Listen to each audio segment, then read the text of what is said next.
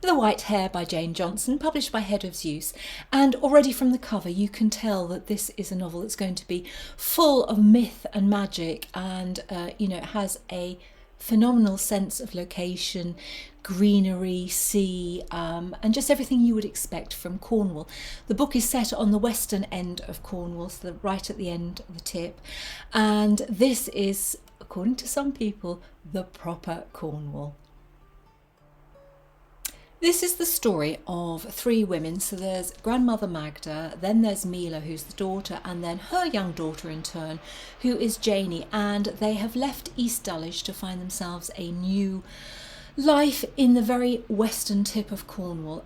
It's quite remote, and therefore they are incomers, and in such a closed off society, it can be quite difficult for people to find their feet. So the vicar makes himself available to them, and they do eventually find their friends. So they're living in White Cove, and the building they're in seems to have a rather tricky history.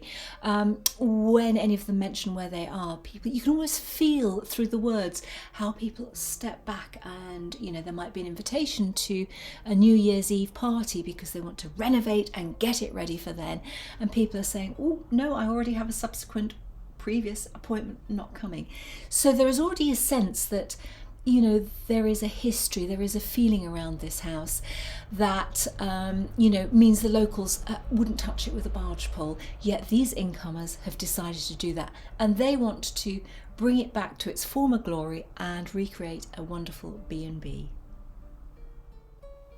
In many ways, it's quite a magical novel, and what you really get is that sense, of the hare being seen as it hops and glides and runs through deep, dark, damp foliage. This is coming up towards Christmas time, so it's all very wet. It's cool-ish, and you have a real sense of that dripping location, very green, very verdant, and I think that's what Jane Johnson does really well. She really captures a sense of place. So I think if you're looking for a very readable, very descriptive novel, then The White Hare by Jane Johnson is certainly one to put on your radar.